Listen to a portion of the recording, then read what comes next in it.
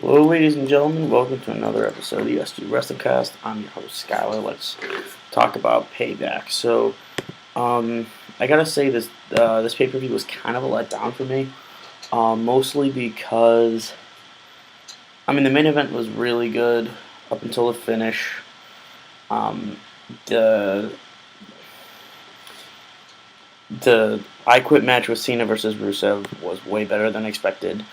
The only thing really is that the rest of the card was just kind of underwhelming. Um, there was good solid points, but there were points even in the finishes that I was disappointed with. So if we're gonna talk about a review, let's talk about each individual match. But first, before I start the review, actually, Elimination Chamber is kind of, I guess they're doing a little mini pay-per-view kind of thing. I you know I don't. They bring back Elimination Chamber, which is great, but it just seems kind of like a pay-per-view in between a pay-per-view. And I really I think that the show is going to be good. I think bring back the Chamber match is going to be exciting. It's one of my favorite matches. But yeah, before we get to that, let's talk about Payback. I think the pay-per-view in general was it was started off with the kickoff match, the Ascension defeating the Mega Powers, or Damian Sandow and Curtis Axel. You know what? It's a shame those guys need to be utilized in more of a manner that is their own individual thing and not, just being these characters. Which, it's fine. I guess it was for laughs. That's the only thing that the Ascension is going to be able to do is work in trash matches. So, I guess that's okay. Let me think. The first match on the card was the Sheamus versus Dolph Ziggler match. I think pretty good match. But again, it's kind of the same thing we saw before. Sheamus won in convincing fashion when Ziggler did a headbutt and I guess busted his freaking head open because he was bleeding a lot. I was like that the whole time. But these two guys put it all out there every single week, and you know what? I'm not growing tired of their chemistry. It's just a solid match to open up the show, which isn't a bad thing. But it's I hope they have more stipulations and stuff to make things go deeper into this rivalry and make it a little bit more entertaining than just them having a match. Ziggler's a very good face. Sheamus is a very good heel. Hopefully that involves the IC Championship. I think they're going to put the IC Championship back on either Sheamus or Ziggler.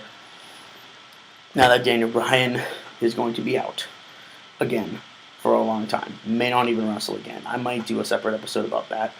I'm also going to be doing an NXT TakeOver Unstoppable preview, and I'll do a review for that as well. So more videos coming, definitely. Once they change the title over and everything, and once the Elimination Chamber comes. So there's a lot in the next couple weeks that I'm going to be doing to sort of increase my video output. Next match was the WWE Tag Team Champion match, which I did not give a shit about. I'm looking at my phone. Hang on just one second. I did not give a shit about this match.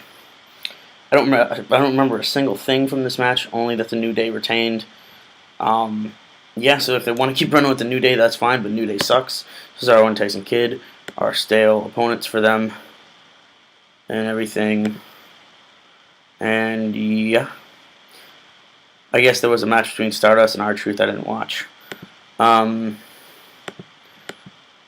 guess the next thing would be the Divas match. Was an absolute snooze fest. I don't remember anything from it. I guess Naomi and Tamina got the win. I don't remember. But yeah, that's going nowhere. I'm bored with that. Because there's no Paige. Once she gets back from filming that movie, it's going to be great. Bray Wyatt versus Ryback. I have to say, this was a lot better of a match than I expected. A lot more of a sensible matchup than I thought it was going to be. These two guys are two examples of... They're both going to be, I think, in the main event scene sometime in the future. But again, like the Sheamus and Ziggler match, nothing all that,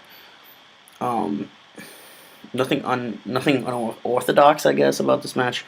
But it's a solid match overall. Bray Wyatt and Ryback, they're two of my favorite guys on the roster. So props to them. Trying to think see if I missed anything. I want to try to go in order, sort of. So now we're going to go to the U.S. Championship match. This was way better than I thought it was going to be. One of these guys were quitting. Some really inventive stuff going on. One of the best I Quit matches I think I've seen in about 2 years. I give Rusev and John Cena credit. They pulled out all the stops. They had a great match. And besides John Cena having Rusev tap out, I knew Lana was going to be involved in the finish. And of course, in a sort of anticlimactic way, I mean, the guy got AA'd into the pyrotechnics and everything blew up and stuff. And Lana didn't, call the match done after that. But Cena gets him in the STF using the ring rope. Like, he wasn't even, like, choking him or anything. He was, like, across his face, and Lana was like, oh, he quits.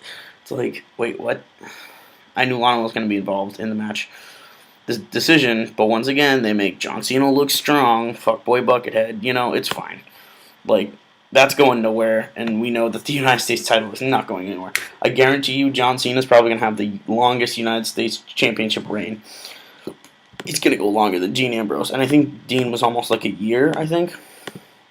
He's going to have a way longer reign than that, I think. They're going to run with him as U.S. champion for however long, they see fit, I guess. Now, what I personally think was the best wrestling match of the night, King Barrett, Wade Barrett, versus Neville. This was a really, really good match besides the finish. Neville won by countout, but then Barrett came back into the ring and attacked him. These two have great chemistry, and I'm hoping to see more of them in different types of matches rather than just your standard match, because I like this whole king versus peasant thing that they have going on. They have good chemistry, they have a good psychology going, and I think all in all, the match was really well wrestled. Neville is amazing, and Barrett is a good worker. He's not great, but he's good, and really, really did Neville a favor as far as when he puts him over, people are gonna go nuts. People are already getting really good support for Neville, so that's good. He's gonna be around for a long time, I think. Main eventer, that sort of thing, and great placement on the card, by the way, because this was right before the main event. Great match to go right before the main event. All right. Now, the WWE World Heavyweight Championship Fatal 4-Way match. Once again, Kane got involved. J&J got involved. It was, I gotta say, it was one of the coolest parts of the match was the Shield sort of reuniting. And it's something that I want to see in the future, the three of them going after the title. I really thought Ambrose had it at one point. He hit Dirty Deeds on, I think it was Reigns, or on Rollins, and then J&J or Kane pulled Rollins out of the ring. Once again, Rollins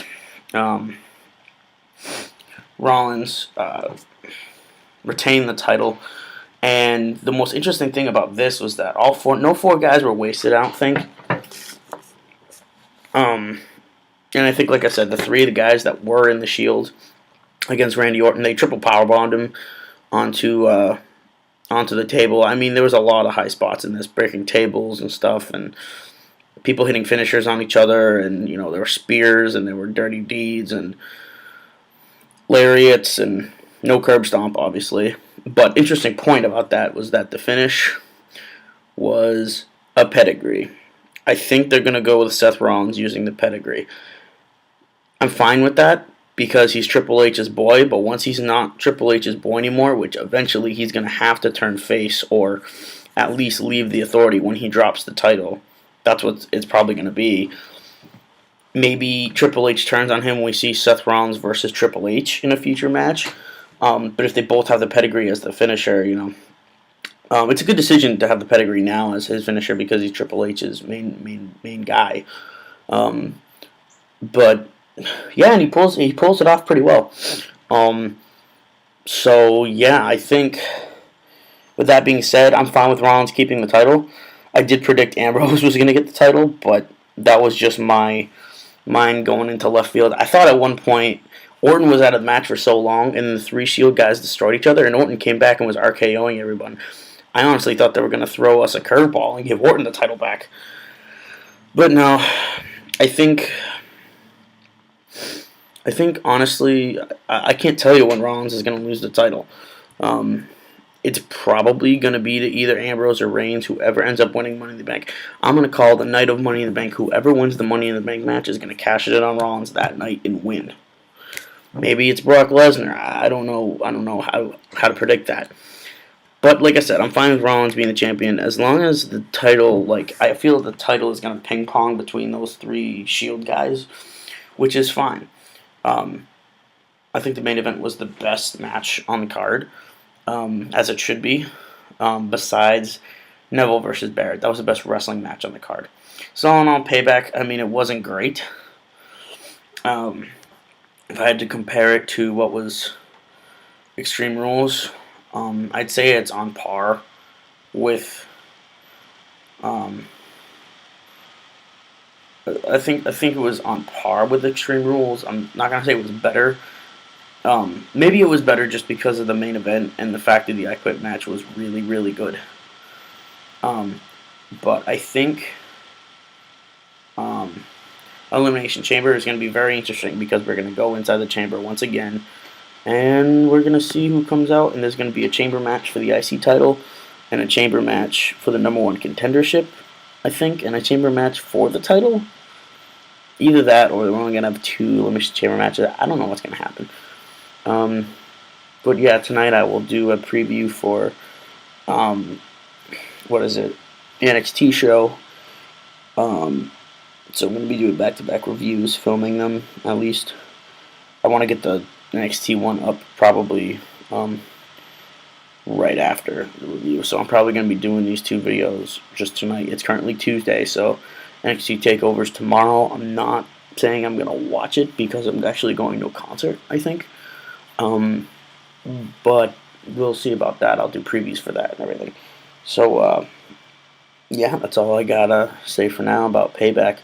I think Money in the Bank is going to be the next one that's going to have to be, really, really good. But Elimination Chamber, it's going to be interesting. So, hopefully in, a week from now or something, I'll do a preview for that. And I'll do a review and everything as we move closer to who is going to take the title off of Rollins. So, yeah, I think if they run with the 3 Shield guys right now, they're in a good spot. And hopefully, I guess, a separate Daniel Bryan video is needed, too, about his condition, but I'll get to that. So, thank you for watching, and I hope to see you in the next episode.